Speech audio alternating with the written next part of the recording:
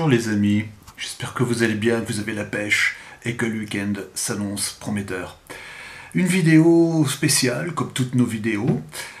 Cette fois-ci, on ne va pas parler de livres, on ne va pas parler de la société en général, ni en particulier. On va faire tout simplement une vidéo tranquille, sans se prendre la tête. Une vidéo, cependant, avec du sens, enfin du moins je l'espère.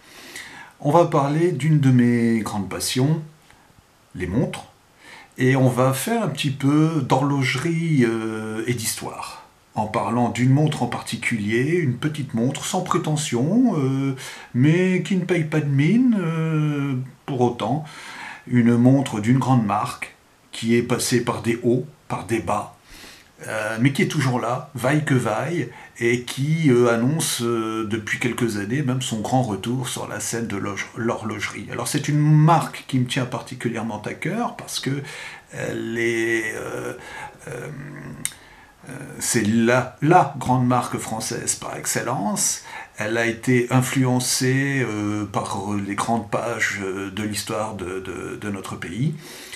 Elle a accompagné des grands hommes, Charles de Gaulle, Winston Churchill. Elle a accompagné aussi des grandes explorations dans l'alpinisme au début des années 50. Et puis, elle est aussi associée aux grandes heures de l'aviation française, quand dans les années 1920-1930, c'était l'aviation française, les pionniers de l'aviation française qui donnaient le ton dans l'aviation mondiale. Alors c'était les formidables pilotes de l'aéropostale, et un pilote en particulier, le plus grand, ce qui me fait dire dans une de mes précédentes vidéos, preuve à l'appui que c'est le plus grand aviateur de tous les temps, Jean Mermoz. Alors, vous allez me dire, mais quel est le point commun entre Mermoz et une marque de montres? Eh bien, tout simplement, c'est qu'à l'époque, il n'y avait pas les GPS, il n'y avait pas les ordinateurs de bord, et donc une montre exacte, précise, permettait de calculer au plus juste les consommations d'essence, les temps de vol. Ça permettait plein de petites choses qui permettent de faire la différence entre un aviateur vivant et un aviateur mort. Cette montre, on ne va pas tourner autour du pot, cette montre c'est la montre LEAP Type 10, Croix du Sud, mais une Type 10 un peu spéciale parce que, comme vous le voyez, c'est une Type 10 chronomètre. Voilà. Donc pour les plus observateurs, ils verront qu'on pourrait peut-être même dire c'est une chronomètre tricompax, vu qu'il y a 3 petits compteurs au fond de la montre. Alors cette montre, qu'a-t-elle de particulier? Eh bien, elle reprend les codes du chronomètre de pilote, tel qu'on l'entendait jusqu'aux années 60. Elle peut être vue à la fois comme une montre, je vous la montre, donc vous voyez, très simple, très graphique aussi, avec cette petite garniture crénelée qui fait tout le tour du cadran. Les 3 boutons, alors la couronne crantée, qui est censé permettre une meilleure préemption pour réglage de l'heure, et puis les 2 boutons poussoirs qui permettent de commander les fonctions de chronométrage. Alors vous remarquerez aussi que c'est une montre qui a un fond noir, et elle a une boîte qui est enduite d'une garniture satinée qui empêche les reflets pour pas éblouir le porteur de la montre. Et on a un fond classique en acier, fond classique griffé de la marque LEAP, et puis vous voyez en dessous un logo avec une croix, c'est la Croix du Sud, et puis la silhouette d'un avion, enfin plus exactement d'un hydravion, c'est l'hydravion, la Croix du Sud, que pilotait Mermoz. Alors pour l'aspect historique, cette montre, l'aspect historique est double. Il est double parce qu'il fait référence à Mermoz, et il est double parce qu'il fait référence au monde de l'aviation d'une manière générale. Alors commençons par le début. Mermoz.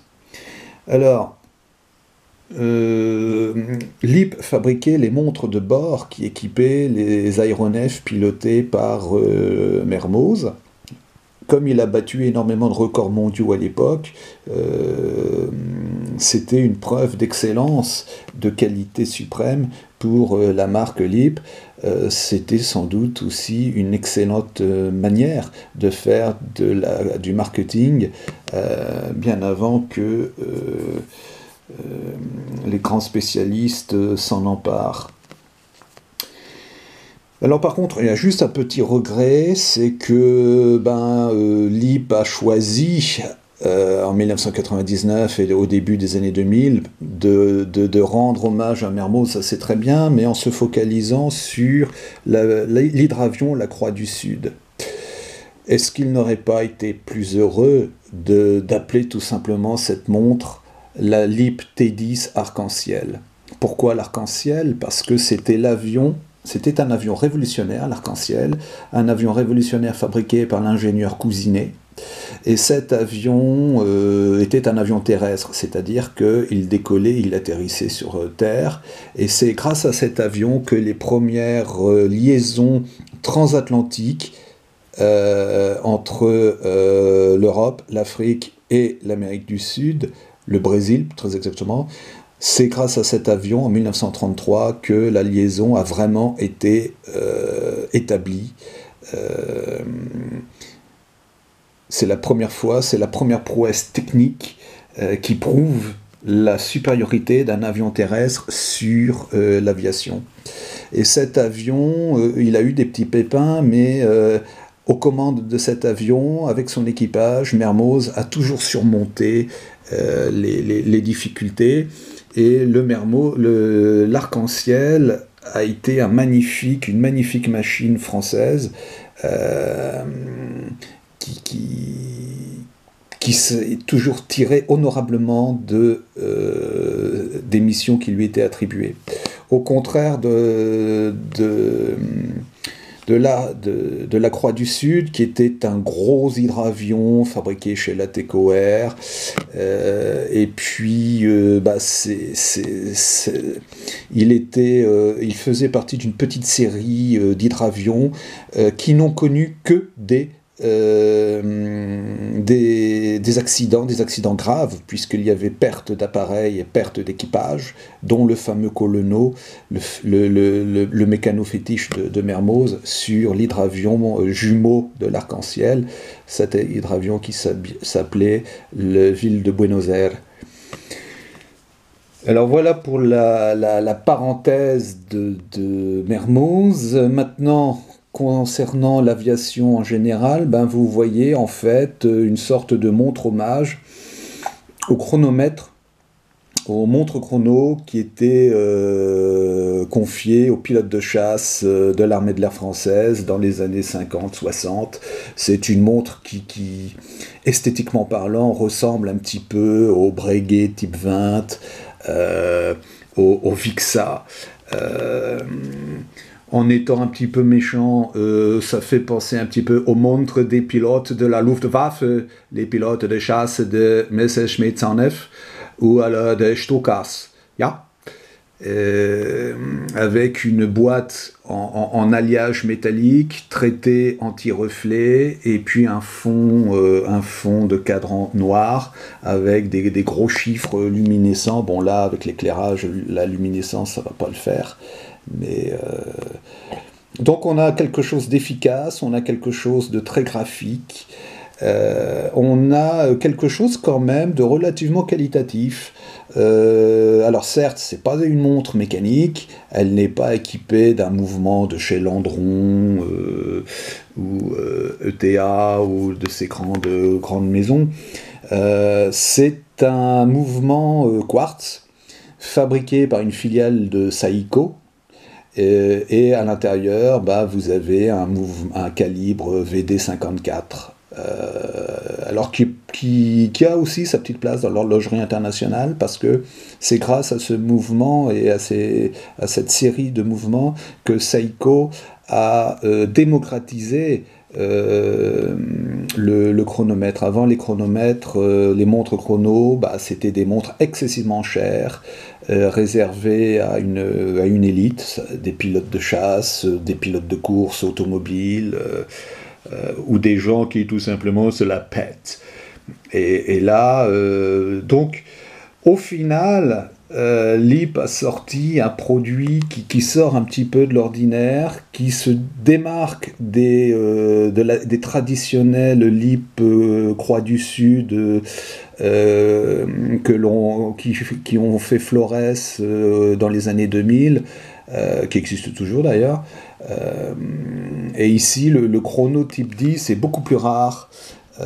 Il a été fabriqué au début des années 2000.